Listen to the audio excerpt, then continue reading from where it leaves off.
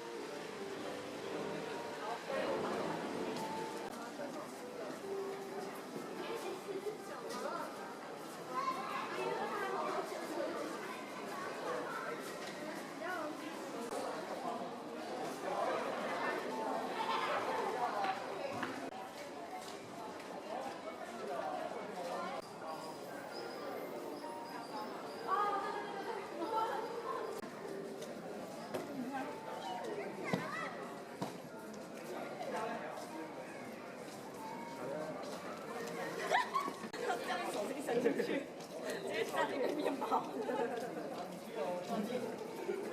自己吃好棒！